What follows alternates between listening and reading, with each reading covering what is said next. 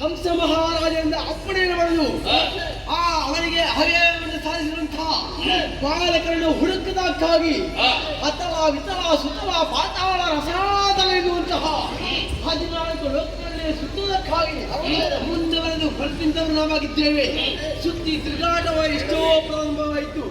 ಇಷ್ಟ ತನಕ ನಮ್ಮ ಆರಂಭದ ಪ್ರಾರಂಭದಿಂದ ಶುರುವಾದ್ದು ತಿರುಗಾಟ ಇಷ್ಟದಲ್ಲಿ ಕೊನೆಗೊಂಡು ಏನು ಪ್ರಯೋಜನ ಆಯ್ತು ಹೇಳಿ?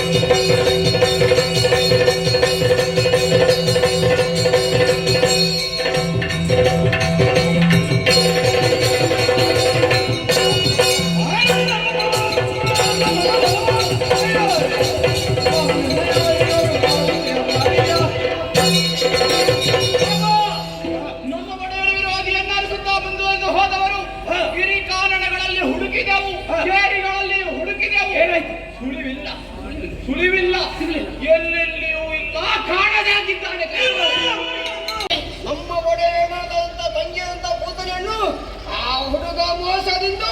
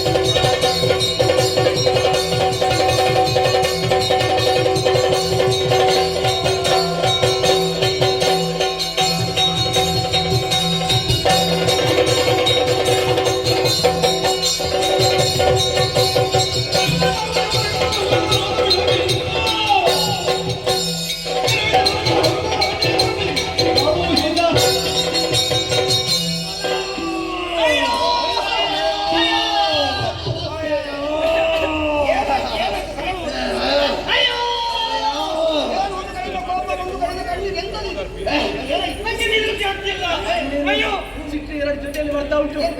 ಯಾಕೆ ಗೊತ್ತಾ, ನೀನು ಕೊನೆದಾಗ ಮಾತ್ರ ಹೇಳಿದೆ ಭೂತ ನೀನು ಬಾಲ ಕೊಂದೆ ಎನ್ನುವ ಹಾಗೆ. ಭೂತಲ್ಲಿ ಬೇರೆ ಅಲ್ಲ, ನಾನು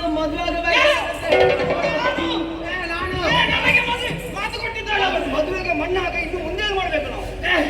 ಮುಂದಾಗ ರೀತಿ ದಾರಿಯಿಂದ ಹುಡುಕೊಂಡು ಹೋಗುವುದ ಬೇರೆ ದಾರಿ, ಬೇರೆ ಬೇರೆ ವೇಷ ಮಾಡಿಕೊಂಡು ಹೋಗಬೇಕು. ಯಾರ್ಯಾರು ವೇಷ ಮಾಡಿ ಹೋಗಿ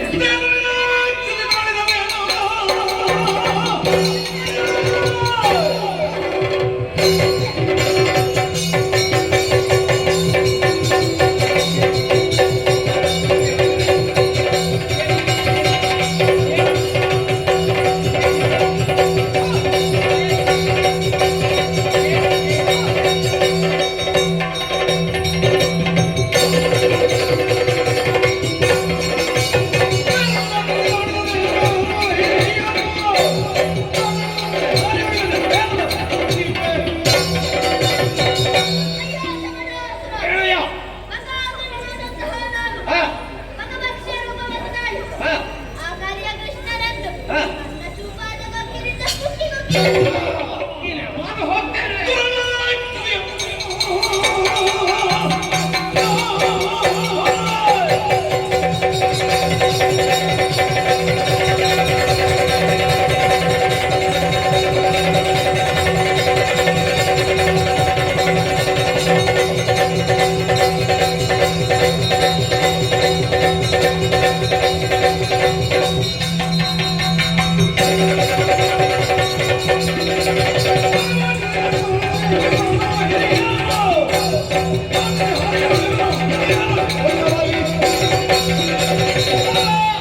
ನನಗಾದಂತಹ ಅನ್ಯಾಯಕ್ಕೆ ಪ್ರತಿಕಾರವನ್ನು ತೀರಿಸಿಕೊಳ್ಳುವುದಕ್ಕಾಗಿ ಹೋಗ್ತೇನೆ.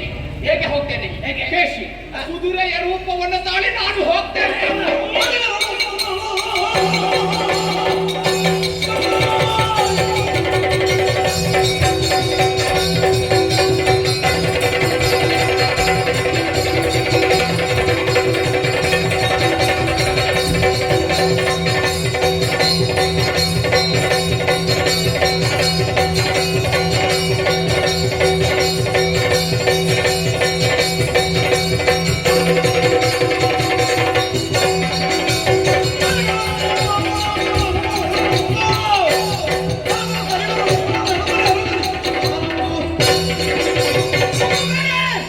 ಗಾಡಿಯ ರೂಪದಲ್ಲಿ ಹೋಗಿ ಆ ಕೃಷ್ಣನನ್ನ ಮೇಲಕ್ಕೆ ತೆಗೆದುಕೊಂಡು ಹೋಗಿ ಕೆಳಕ್ಕೆ ಬಿಸಾಡುವೆ.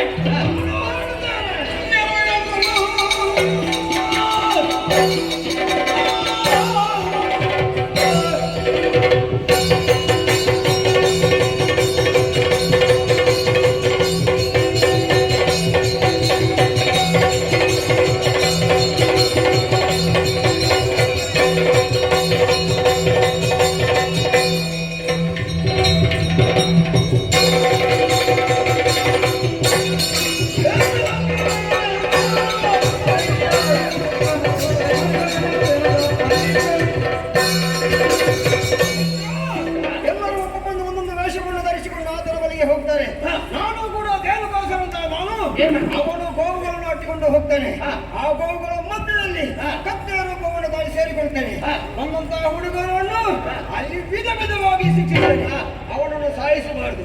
ಎಡೆಮುಡಿ ಕಟ್ಟಿಕೊಂಡು ನಮ್ಮ ದರಗಳ ಕಾಳ ಬಳಕೆ ತಂದು ಹಾಕ್ಬೇಕು. ಈಗ ನಾವೆಲ್ಲ ವೇಷ ಮಾಡ್ತೇವೆ. ಹೌದು, ಈಗ ನಿನ್ನ ವೇಷ ಹೇಗೆ ಹೋಗ್ತದೆ ಅಂತ ಬೇಕು. ಗೊತ್ತಾಗಲಿಲ್ವೇ?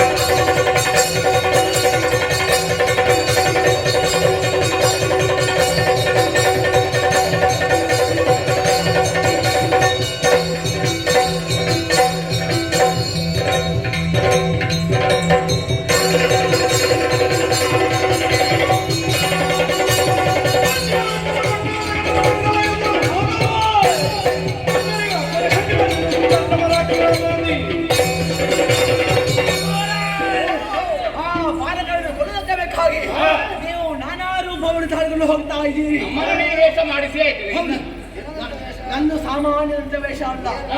ಮಕ್ಕಳಿಗೆ ಅತಿ ಪ್ರಿಯವಾದ್ದು ಬಂಡಿ ಆಟ. ಬಂಡಿ? ಹೌದು, ಬಂಡಿ ಆಟ. ಬಂಡಿಯ ಮೇಲೆ ಇರ್ತಾರೆ, ಅದರ ಬಗ್ಗೆ ಕೂತ್ಕೊಂಡು ಬಂಡಿಯನ್ನು ತುಳಿಯೋಕೆ ಪ್ರಾರಂಭ ಮಾಡ್ತಾರೆ. ಆ ಸಂದರ್ಭದಲ್ಲಿ ಬಂಡಿಯ ರೂಪದಲ್ಲಿದ್ದಂತಹ ನಾನು ಆಕಾಶವಾರದ ಎಂಬುದಲ್ಲಿದ್ದೇನೆ. ಅಲ್ಲಿಂದ ಕೆಳಗೆ ಅಪ್ಪಳಿಸಿ ಅವನನ್ನು ಕೊಂಡು ಬಿಡ್ತೇನೆ. ಈಗ ನೀನು ತೋರಿಸಿದ್ದು ಬಂಡಿ ಅಲ್ಲ ನನಗೆ. ಹೌದು, ಅದು ಬಂಡಿ ಬಂದದ್ದು. ಬಂಡಿ ಬಂದದ್ದು. ಅದೇ ಬಂಡಿ. ಸರಿ ಸರಿ. ಹೊಸ ಬಂಡಿ ಅಂತ ಅದು ಬಂಡಿ ಉಳಿದಲ್ಲ. ಹಳೆ ಗಾಡಿಗೆಲ್ಲ ಬಣ್ಣ ಕೊಟ್ಟು ಹೊಸ ಬಂಡಿ ಮಾಡೋದು, ಹೊಸ ಬಂಡಿ ಆಗಿದೆ. ಹೌದು, ಸರಿ. ಅದೇ ಅವರಿಗೆ ಕಣ್ಣಿಗೆ ನೋಡುವಾಗ ಚಂದ ಕಾಣ್ತದೆ. ಹೌದು ಹೌದು, ಆಕರ್ಷಣೀಯ. ಸರಿ, ನಿಮ್ಗೆ ಬರಲ್ಲ?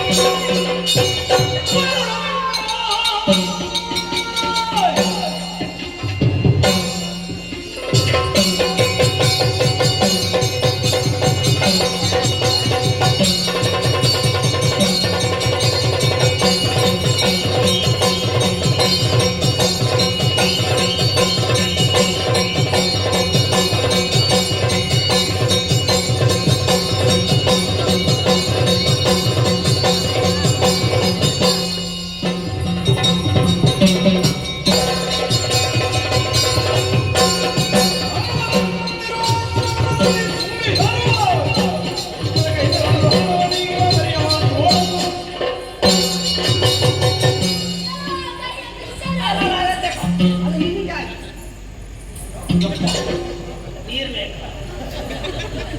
ಎಂತ ಆಯ್ತು, ನೀರು ಬೇಕು. ಸರಿ.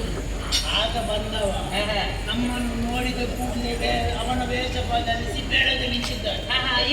ಇವನಿಗೆ ಬಂದ ಕೋಪದಲ್ಲಿ ಬೆಳಿಲಿಕ್ಕೆ ಮರ್ತು ಹೋಗಿದ್ದೀನಿ. ಅದು ಸಮಯದಿಂದ ಬರುವುದು. ಹೌದು.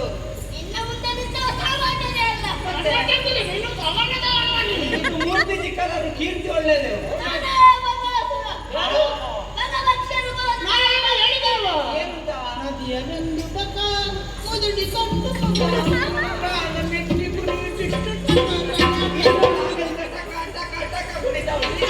ಹೌದಲ್ಲ, ಇದು ಪಕ್ಕ ಪಕ್ಷಿಯ. ಈಗ ಒಂದು ಕೆಲಸ ಮಾಡು, ಪಕ್ಕ ಪಕ್ಷಿ ಆಟ ಆಡು.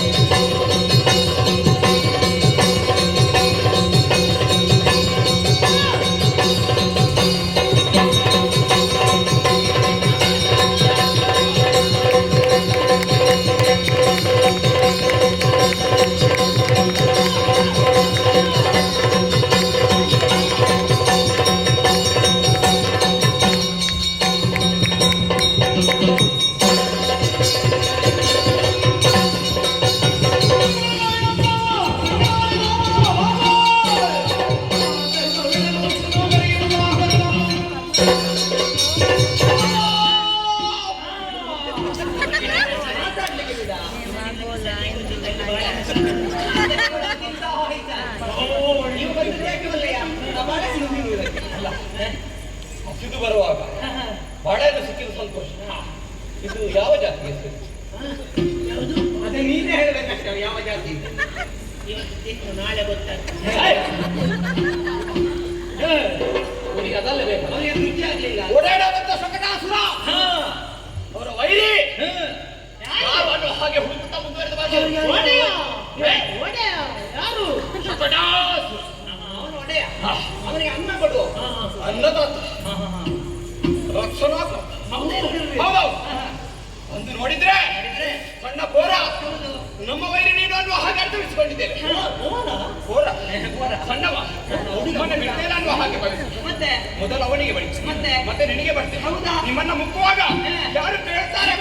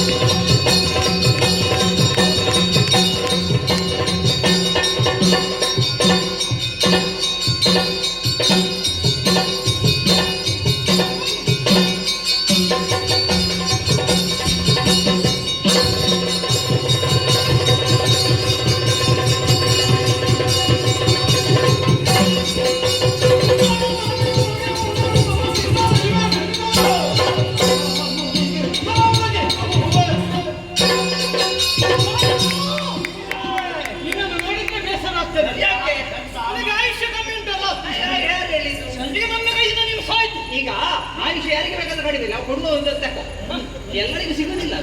ಇದನ್ನು ತಿಂದು ನಿನ್ನನ್ನು ಕೊಲ್ಲುವುದು ನಾನು. ಧನ್ಯವಾದಗಳು. ತಿನ್ನುವುದಕ್ಕೆ ಕೊಟ್ಟಿದ್ದಕ್ಕೆ ಇಲ್ಲಿ ಬಾ, ಇಲ್ಲಿ ಬಾ. ಇದು ನೀವು ಅಲ್ಲ, ನೀವು ಮಿತ್ರದ್ರೋಹ ಹೀಗೆ ಮಾಡಬಾರ್ದು ಆಯ್ತಾ? ಮಿತ್ರದ್ರೋಹ ಮಾಡಿದ್ದೆ ಯಾಕೆ? ನನ್ನ ಮಿತ್ರ ಹೌದಾ, ನಾನು ನೀವು ಕೊಡುದು ಎಲ್ಲ ಅವರಿಗೆ ಕೊಡ್ತಾ ಇದ್ದೆಲ್ಲ.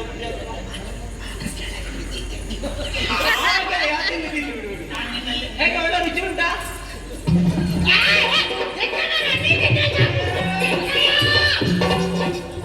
ಕೊಟ್ಟಿದ್ರೆ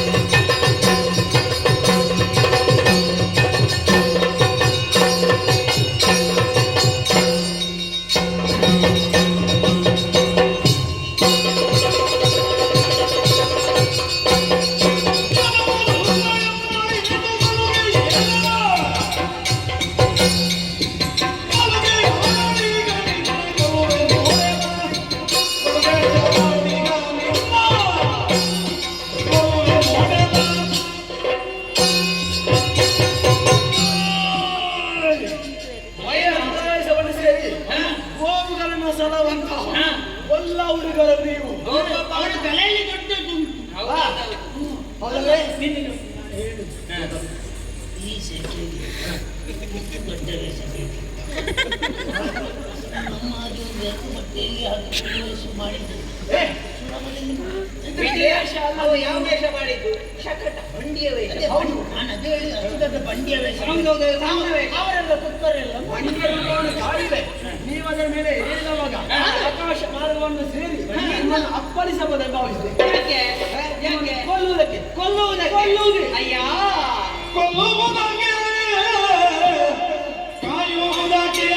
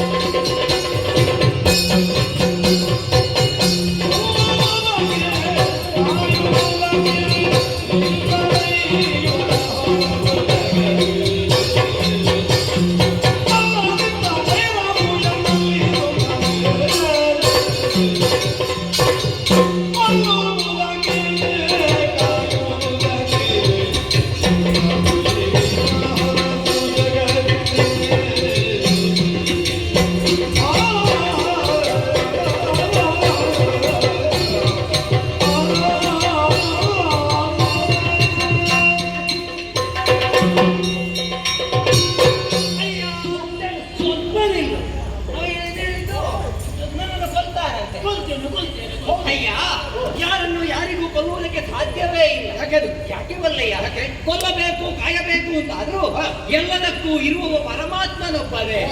ಒಂದು ತೃಣವಾದರೂ ಅಲುಗಾಡಬೇಕು ಅಂತಾದ್ರೆ ದೇವರ ಸಂಕಲ್ಪ ಎನ್ನುವುದು ಅಗತ್ಯವಾಗಿ ಬೇಕು.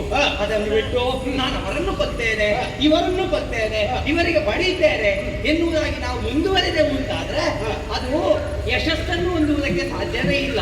ಮತ್ತೊಂದಯ್ಯ, ನೀನು ನನ್ನನ್ನು ಕೊಲ್ತೇನೆ ಅಂತ ಹೇಳ್ತಾ ಇದ್ದೀನಿ. ನನ್ನ ಮುಂದೆ ವೈರವೇನಯ್ಯ? ಕೊಲ್ಲಬೇಕಾದ ಕಾರಣವೇ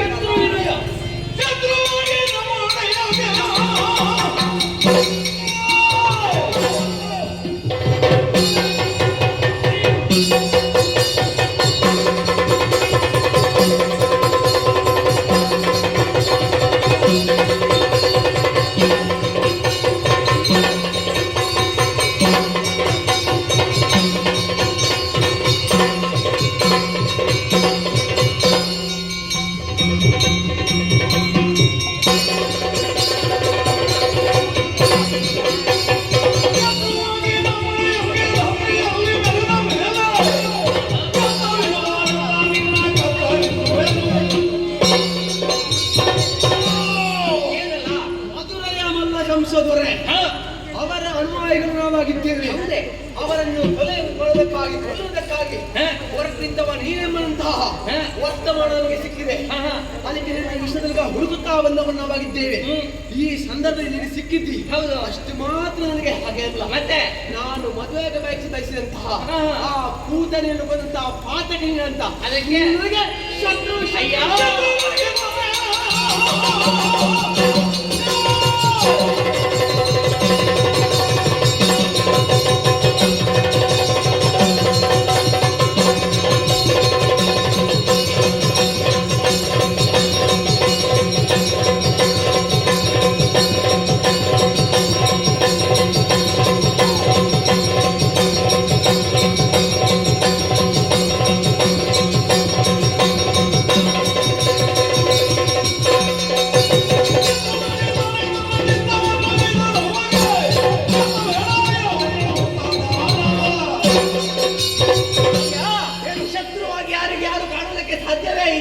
ಶತ್ರು ಯಾರು ಯಾರಿಗೆ ಬಲ್ಲೆಯ?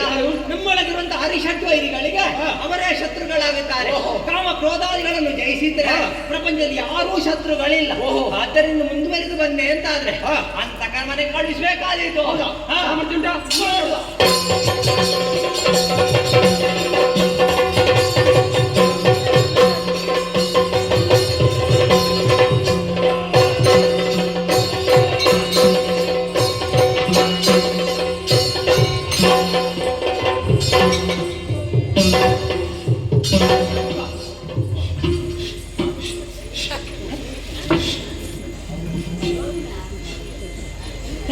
ವಿಜಯ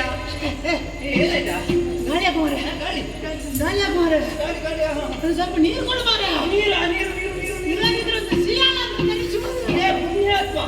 ಎಲ್ಲ ಕೊಡುವ ಯಾಕೆ ಅಂತ ಬೇಕಲ್ಲ. ಇಷ್ಟೊತ್ತು ಯುದ್ಧ ಮಾಡಿ ಅಷ್ಟು ಜನ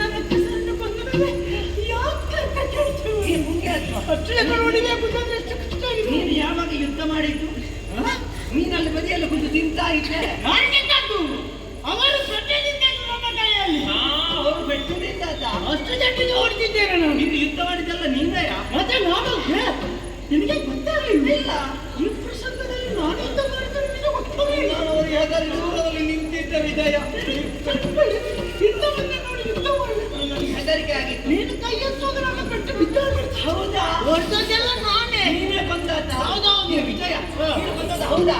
ಈಗ ಅವರು ಸತ್ತವರು ಬಂದ್ರೆ ಏನು ಮಾತ್ರ ತಿರುಗಿಸಿ ನಾನು ಕೊಡ್ತೇನೆ. ಹೌದಾ? ಹೌದಾ? ನೀನು ಕೊಡ್ತೀಯಾ? ಕೊಡ್ತೇನೆ ಕೊಡ್ತೇನೆ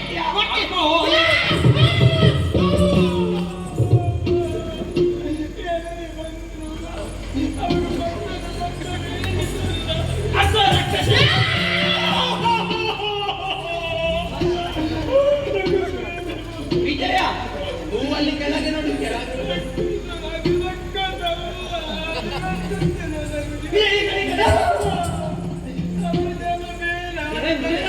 ನೀನು ನಿಂತದ್ದು ನೋಡಿ ರಕ್ಕಸನ ಮೇಲೆ.